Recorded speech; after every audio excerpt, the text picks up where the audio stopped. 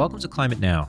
I'm your host, James Lawler, and today we're talking about the production of ammonia, which is one of the most critical chemicals that humanity manufactures, and one company that's working to decarbonize ammonia production while revolutionizing ammonia's supply chain to make it cheaper, more accessible, and far less carbon intensive. First, a little bit of background about why you should care about ammonia. So, while most people may not realize it, ammonia is central to our modern way of life. About 80% of all ammonia that is produced is used as fertilizer, which is used to grow 50% of the world's food, according to the American Chemical Society. Carnegie Science researchers found that in 2019, food grown thanks to ammonia fed over 3.8 billion people on planet Earth. Without ammonia production, most of us wouldn't be here today. So, to understand how ammonia became so important, we need to understand why and how it was invented in the first place. Let's start with the basics of plant growth. So plants require a variety of nutrients to grow. One of them is nitrogen. However, plants are unable to process nitrogen, which is a gas that forms 78% of the Earth's atmosphere, all by themselves. So they rely on bacteria in the ground to transform nitrogen and break it down into ammonia, a process called nitrogen fixation. This process, however, has its limits. For centuries, humans have used a variety of additional fertilizers to fuel plant growth, such as livestock manure and highly prized guano, which is bird and bat feces. As Western medicine and scientific advancement in the 19th century progressed, farmers were faced with a growing problem. They didn't have enough fertilizer to feed growing populations. Enter two German chemists, Fritz Haber and Karl Bosch. In 1908, they developed a chemical process to manufacture ammonia that changed the world. The Haber-Bosch process, as it came to be known, combines hydrogen and nitrogen and a catalyst at high pressure to form ammonia, which is then stored in liquid form and can be eventually directly injected into soils by farmers, where it reacts with water and superfuels plant growth. The hydrogen that's needed for the Haber-Bosch process is most often produced in a process called steam methane reforming, where methane, or natural gas, is mixed with steam and a catalyst, which then produces hydrogen, as well as releases carbon dioxide and carbon monoxide. So traditional ammonia production is highly carbon intensive. The global production of ammonia is about 183 million tons per year, with 80% of that going towards synthetic nitrogen fertilizers and 20% towards plastics, explosives, and textile production. A 2020 Royal Society report found that producing those 183 million tons of ammonia every year requires about 2% of the planet's total energy output. A 2021 IEA report calculated that for each ton of ammonia produced, about 2.4 tons of CO2 are emitted, which means that the total yearly annual ammonia production is responsible for about 450 million tons of CO2 every year. This, the Royal Society report found, makes ammonia production the largest carbon dioxide-emitting chemical industrial process in the world.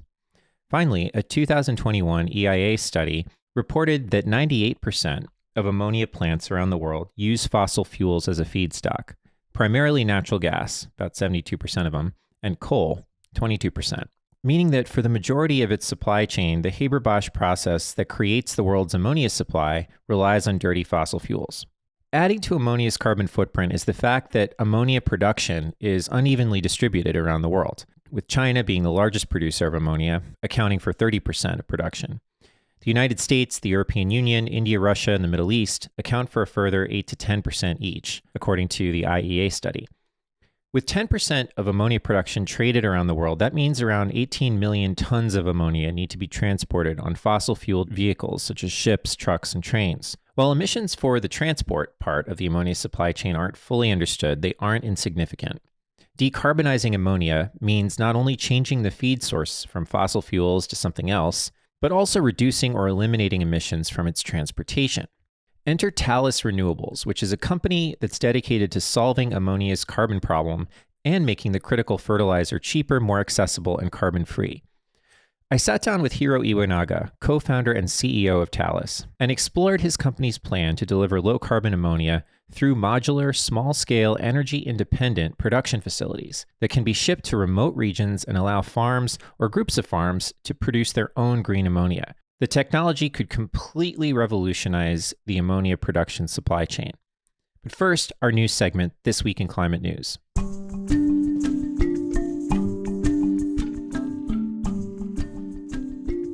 Welcome to Climate News. I'm joined by Julio Friedman. Julio, great to have you, as always. I thought we'd start today with a story about how the Gulf Stream system could collapse as soon as 2025, according to a new study. The shutting down of this vital ocean current called AMOC, which stands for Atlantic Meridional Overturning Circulation, or AMOC, would bring catastrophic climate impacts. This was shared quite widely. Julio, what is your take on this story? Right. So this story was run in many different magazines and media outlets to many different descriptors. The one that a lot of people are freaking out about is the one that ran in The Guardian, in which they specifically said the Gulf Stream could collapse by 2025. That is wrong. Actually, that is not what this article said in any way, shape, or form. The Gulf Stream is not the subject of the study. Instead, like you said, AMOC, the Atlantic Meridional Overturning Circulation, is. And it is also not really what the authors of that article said either. What the article actually said was something that scientists have known for a long time. If we continue on our current warming trajectory, eventually that circulation will slow and potentially stop. This is the downwelling current in the North Atlantic that drives heat distribution in the ocean on like 1,000-year timescale. So it's a long, slow, big current. It has huge impacts, but this is what we're talking about, not the Gulf Stream. Second of all, prior climate studies suggested that it was on the order of slowdown on like the 2100 timescale, so like at the end of the century. The new study used a different approach. Instead of these circulation models, they were actually using AI and statistical methods. And they said, it looks like this could be sooner than we thought. So it could slow down as early as 2050 as sort of the median value. And because of the nature of the study, they're like, we don't quite know what would drive this, so it's possible it could slow down or stop earlier. It's fair to say you should be worried about this, right? It's fair to say this is a big deal. And using this novel method sheds light because many of the climate models we've used have underpredicted impacts. And the authors also said, we don't really have enough data to answer this question well. We really need 5 years more data to answer the question well. We just didn't want to wait 5 years. But the core story is worth tracking. Mm-hmm. What are some of the key risks to the slowdown of AMOC?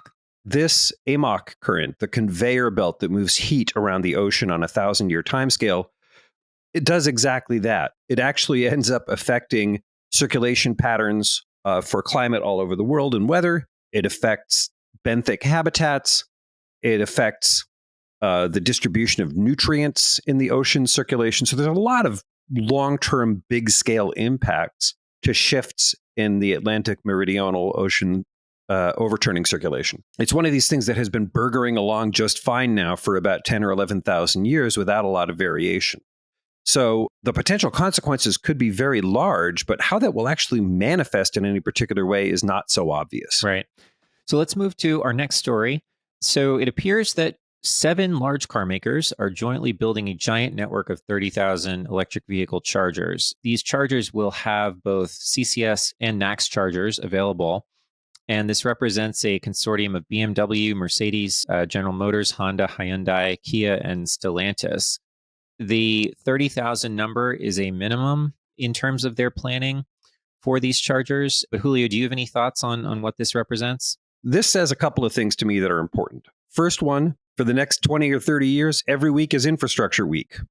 Building out the infrastructure is a critically important job. And so the fact that so many of these car manufacturers have committed to an infrastructure design and are planning to build is great, great, great news. Second, it shows that there is value in standardization. We are seeing more companies going to these two different standards, NACS and CCS. That's great. Increased standardization will ultimately help everybody. So I'm all in favor of this and pleased to see that so many companies are beginning to vote with their feet and make a choice. Indeed. There's another interesting story. Speaking of infrastructure, Canary Media reported on FERC taking a big step to get more clean energy on the US grid. And I'm quoting from an article that they published on July 31st. This is essentially reporting on FERC Order 2023, which was approved unanimously by their 4 commissioners last week. And what this will require is that grid operators and utilities take specific steps to reform the permitting of solar and storage and wind and storage projects and their approval for interconnection. And that timeline, as we've talked about in the past, has just been incredibly dismally slow. And so this is a step to improve on that. I thought, Julio, and I'm very curious what you think about this, one of the most interesting parts of this is the order to consider advanced transmission technologies. So technologies that can actually improve the ability of current grid infrastructure to carry, more current. What's your take? So this is super welcome as a development. This is basically the Federal Electricity Regulatory Commission, FERC, saying, hey guys, you got a backlog of like 10,000 projects. Can we please move this along?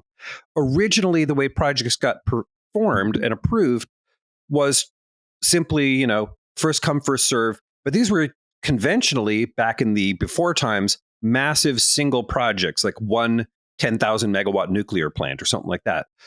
Now that we have all these renewable projects springing up, that methodology doesn't work. So FERC said you need to start thinking about bundling some of these things. Don't do just one project, do a group. 2, think about permitting within the distribution network. 75% of these projects are not in core transmission trunk lines. They're actually in the distribution network. That's what happens when you have distributed generation, which is very different than the way that utilities typically do this. They're pushing more authority into the balancing authorities. This is groups like CalISO and PJM and MISO to work with the utilities who make these requests. So it's all quite good, actually. And it's one of those invisible kind of permitting reforms that is not particularly contentious and will enable a lot more power to come forward. In particular, these renewable projects like wind or solar or wind plus batteries or solar plus batteries. Thanks, Julio. Julio, are there other articles this week that you think are particularly important that we should make sure to cover? In Georgia, their number 3 unit, Plant Vogel, big nuclear plant, has just come online. That is a huge power plant. It is the last big power plant that will probably be built in the U.S. It is also the most recent power plant. That power plant is going to run for a very long time.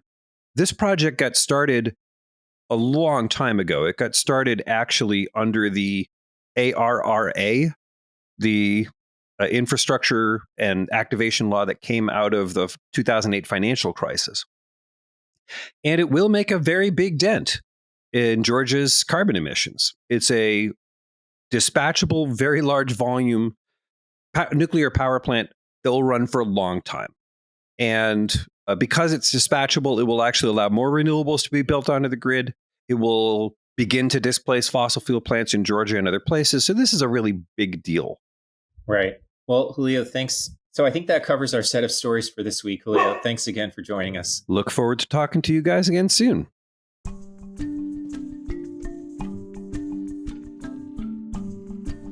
Now, onto our interview with Hiro Iwanaga and his company Talus's goal to decarbonize ammonia production.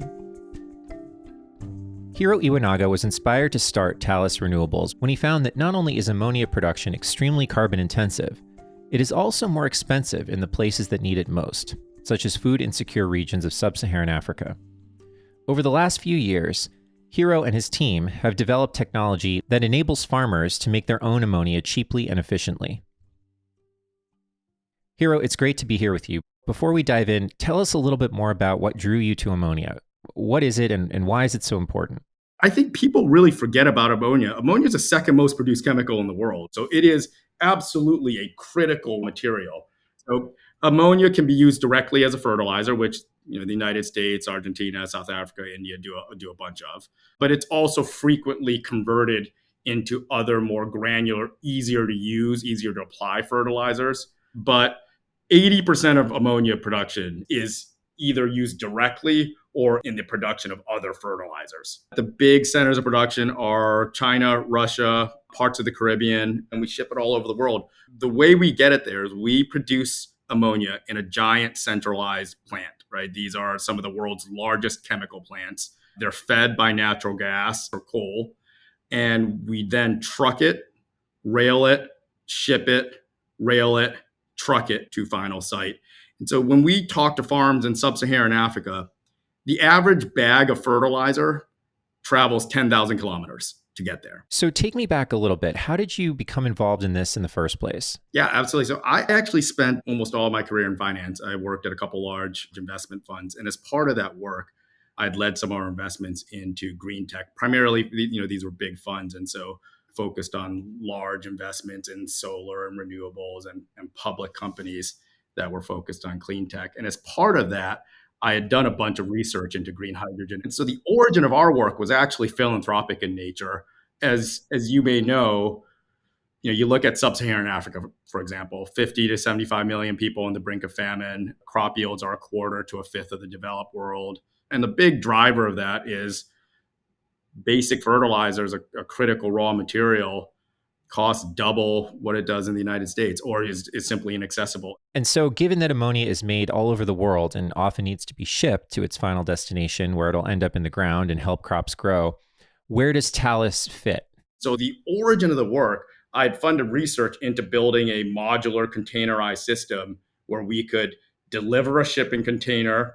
It ends up being 5 shipping containers, but you deliver a few shipping containers to a rural farming community, plug it up to power and water. We don't need any inputs other than power and water, a lot of power and a little bit of water, and produce a standard, in this case, carbon-free ammonia fertilizer that can reduce the cost of that fertilizer by 40%. And obviously after COVID, for a lot of these farming communities and for commercial farms, for our industrial customers, in addition to it being cheaper because we displace this long, complicated, and unreliable supply chain, we guarantee the availability of that fertilizer and we guarantee that price. Now, tell us about the mechanism itself. So you mentioned this is like a 5 shipping container system or 1 to 5 shipping containers, perhaps depending on the size. But tell us what exactly is going on in those shipping containers to produce the ammonia. Yeah, one of our primary selling points is when we work with a farm, we manufacture our systems, we ship it onto site. Once it's delivered onto site on the back of 5 trucks, it takes us a couple weeks to connect the system, to hook it up to power, hook it up to water, and in 2 to 3 weeks, it's producing ammonia. What's going on inside that system? You have one container that pulls nitrogen from air, relatively easy to do. We have one container that pulls hydrogen from water. It's a standard alkaline electrolyzer. And then we have a container that takes that nitrogen and hydrogen, combines it, and produces a standard anhydrous ammonia. So to be clear, Talus's process diverges from traditional ammonia production in a couple of ways, but perhaps most critically in how it produces the hydrogen that's needed to combine with nitrogen to make the ammonia. So Talus's process does not use methane, it uses electrolysis, which is essentially passing electricity through water to produce hydrogen and oxygen. Then it uses that hydrogen to create the NH3 or the ammonia. That electricity can be produced by renewables, which is precisely what Talus does. Our system, because it was designed for off-grid applications in sub-Saharan Africa originally, it is designed to run on fully intermittent power. Certainly, if you're building any of these big plants or a chemical plant, you need power 24/7. And if you're down for even a minute, that's a big problem. Our systems are designed to run 7 hours a day. The continued reduction in cost of renewable power, solar and wind primarily, others also, but that will change how we look at the industrial world over the next 50 years. And it's because what that allows is power intensive operations. So I'd love to talk about how you've seen the market for low carbon ammonia change and how that affects what you're doing now. So before you got involved in Talus, you were an investor at Baupost, which is a large investment firm that cuts checks to all kinds of companies. How has the market for green ammonia evolved, since you started to look at this? And are these kinds of projects more economically feasible today than they were, 10, 15 years ago? So the fundamental problem with green tech over the last 20 years is it's incredibly capital intensive. You have to think about things in decade-long timeframes. These projects have enormous project risk. If you think about these global mega projects, these billion-dollar, multi-billion-dollar projects, 25% of them never complete, right? Of the remaining 75%, the vast majority are going to be over budget and over time. And so those weren't the types of projects that a normal investment fund would be able to fund, right? We'd sit there and be like, look, the economics of them are okay, maybe. Takes 10 years to get your money back. So I wasn't interested in working in those big systems. If you take a step back, when people think of green tech, you immediately think about decarbonization. Important goal. You're not going to see the impacts of that anytime in the near future. And so it's harder to get viscerally excited about. What is really interesting about green tech though is it is inherently modular in its technology, and what it allows for is for local production of key inputs. When you think about climate tech in general, one of the big issues is they're usually expensive. They're big pieces of capital equipment. And there's just a lot of unknown risks when you're building and deploying these things over a 5 to 10 year long time frame. These plants that people are talking about now aren't going to open for 7 years. There's enormous risks over that period. Yeah. But what I think people forget about, one of the other benefits of green tech like solar is the idea that you can build a small solar farm to directly power a rural community, where before you'd sit there and say, well, I got to build a giant natural gas plant or a coal plant and build infrastructure and build transmission lines and distribution lines and power control systems to deliver that to people. That's worked for the developed world where we've invested in that infrastructure. And even there, it doesn't work great in a lot of cases, right? We're as you've discussed this in a couple of your other podcasts, right? There's a lot of focus on improving both the reliability and the performance of our electrical distribution grid. Solar and local production of power can solve a lot of those problems over time. And so I think it's similar for sectors like green ammonia or chemicals, where you can sit there and say, hey, if in most parts of the world, the distribution cost of basic raw materials like ammonia, like fertilizer, is cost prohibitive. And so, yeah, a big plant's cheaper than us in producing a ton of ammonia, but it's not that much cheaper than us because of how we produce it.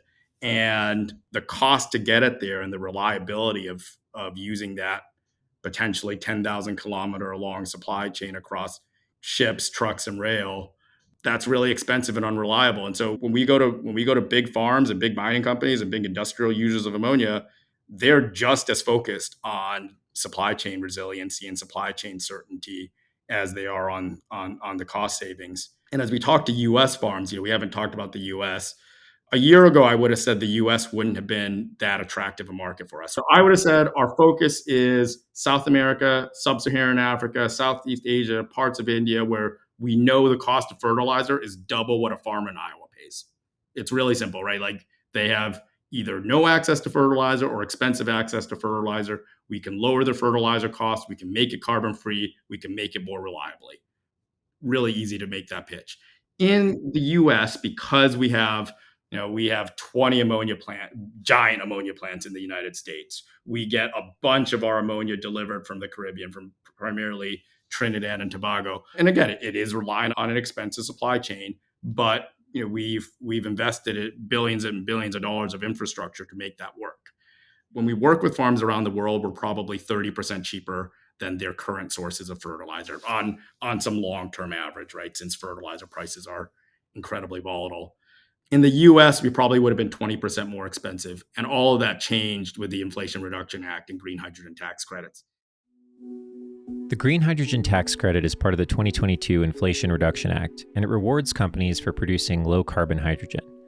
Under the IRA, companies are eligible for a tax credit of up to $3 per kilogram of green hydrogen produced. In this case, green hydrogen is hydrogen whose production emits less than half a kilogram of CO2 per kilogram of hydrogen. You might be thinking, but wait, Talus's end product is ammonia, not hydrogen. That's true, but hydrogen is one of the ingredients made in the process of producing ammonia, meaning that if you want to make green ammonia, you first have to make green hydrogen. Because Talus also produces ammonia in the US, this allows Talus to take advantage of the tax credit, which Hiro explains makes their business model that much more lucrative and feasible. For the legislation itself, we get a credit for the production of green hydrogen. That green hydrogen is used in our green ammonia. So the The math of it is for each ton of ammonia, there's 180 kilograms of green hydrogen. And so we get a credit for that hydrogen that we produce. So we can deliver a ton of ammonia for order of magnitude $700 to $900 per metric ton, call it $700 per short ton. The green hydrogen tax credit that we qualify for, assuming we use all renewable power and our systems can produce a carbon-free green ammonia, we will get to under $400 and sometimes substantially less. A US farm probably thinks their 20-year average price for ammonia was probably $500 to $600. So at $700, you really need a farm that wants to pay a premium for carbon free and for supply chain resiliency. And there are some farms that would do that. They're like, no, I'm willing to pay for a long-term fixed price, long-term guaranteed availability. That's not the case for the biggest farms. The biggest farms are like, look, I can't pay 30% more for one of our most important inputs. And so with the green hydrogen tax credit, now we can offer that same green ammonia for $400 or less. And now we can make the same argument we make to a farm in India or South America or sub-Saharan Africa. We are cheaper, we're more reliable, and we're carbon free. How do you think about the political risk associated with this subsidy, and how does the customer conversation go along that vector? So, it could be that a future administration, cancels the hydrogen subsidy, and at that point, you've delivered this, your company, because you guys are taking on that upfront cost of producing these systems, and your customers are basically, you're entering into a contract that guarantees the customer this fixed price, which is lower than it would be if the subsidy weren't there. So if the subsidy goes away, that's your risk. That's on you guys, presumably. So how do you think about that political risk? I would imagine that's substantial if you're going to go into the US market in a big way. Let me start with the IRA and the tax credits. A couple things. One is the tax credit has been funded for 10 years, for a minimum of 10 years. I think it'll end up getting extended anyway after that, right? It's like the wind tax credit or a solar tax credit. It will come down, and the amount of the credit will come down in size over time. But the $3 credit has been funded for a minimum of 10 years. And so we're pretty comfortable with that piece of that 10 years. The second piece is it's actually a pretty popular tax credit, right? If you think about it, it's supported by a bunch of the global energy companies. It is supported by the American Farm Lobby. So you have reasonable political support for it, right? Both whether you are focused on decarbonization and the climate, whether you're focused on US food security. So another question for you is the, fertilizer use is not without controversy, right? I mean, you mentioned that it certainly increases crop production, but nitrogen oxides are potent greenhouse gases, and they cause there are other harmful effects associated with adding nitrogen additives to soils, right? I mean, how do you think about that? We think we're fundamentally complementary to regenerative farming practices, right?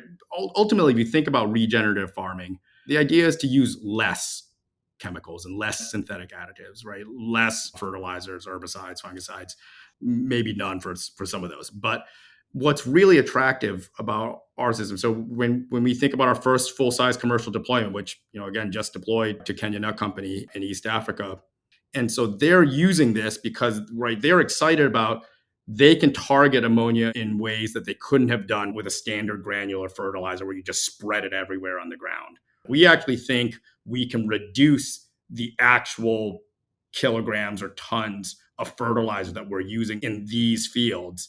And so from a regenerative farming practice, they still have all of the regenerative farming practices, but it supports their regenerative farming by allowing them to use less nitrogen. Now, ultimately, yes, there are problems with the nitrogen fertilizers.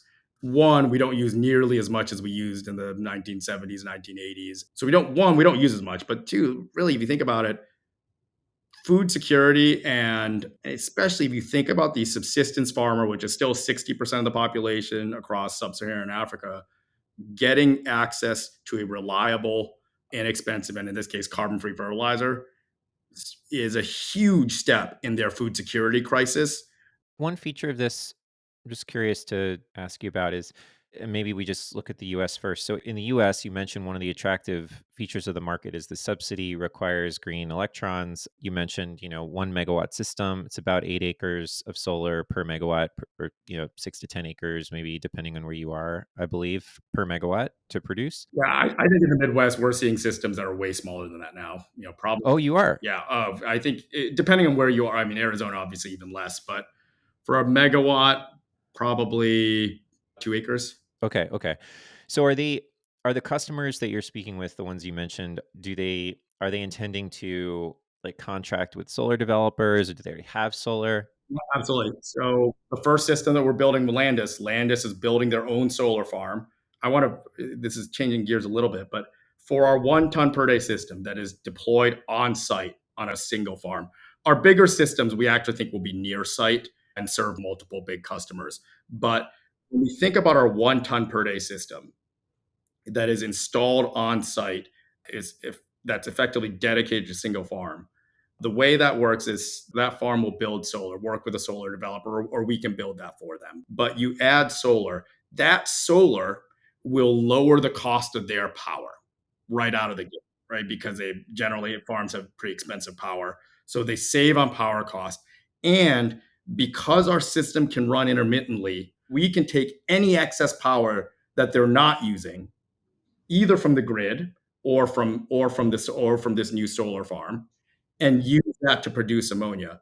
So that's really attractive to a power company, because now one of the issues of the power from a power company's, from a utility's perspective is, hey, if you build a 1 or 2 megawatt solar farm and you're going to give me back that power when the farm doesn't need it, I don't know what to do with that power. And I don't have the grid to transport that all around. And so what we've seen from some of our big customers is the big utilities around there, put obstacles to building, reasonable sized solar farms and make it more difficult for them to deploy these solar Yeah. farms. So we can go to those same utility and say, one, I'm going to build this solar farm. We're going to use all of the power that Yeah. it produces, right? Whenever we In addition, we can actually provide grid resiliency, because when you need that power, utility, we'll shut our systems down and you can take that power as needed. We developed our systems for off-grid use in Africa, where we have intermittent solar power. We don't know how much power we're going to have at any given time. And so our system needs to immediately adjust to that. We integrate into our farm's operations already. And so now we can sit there and say, okay, well, the farm's the priority. And so you get the power first and we'll take anything that's left over. All of that is done autonomously in our software. And so, yeah, that's Very really cool. exciting. Well, Hiro, it's really great to have you. This was a really fun conversation. Thank you so much for joining us today. It's been great. That's it for this episode of the podcast. To learn about other companies making our most carbon-intensive products more green, check out our other podcast conversations at climatenow.com. If you like today's episode, please leave us a review, share it with your friends or colleagues, or tell us what you think at contact@climatenow.com. Thanks for listening, and we hope you'll join us for our next conversation.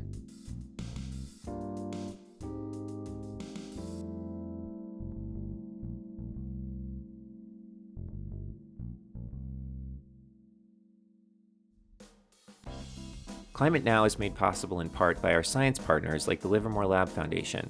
The Livermore Lab Foundation supports climate research and carbon cleanup initiatives at the Lawrence Livermore National Lab, which is a Department of Energy applied science and research facility. More information on the Foundation's climate work can be found at livermorelabfoundation.org.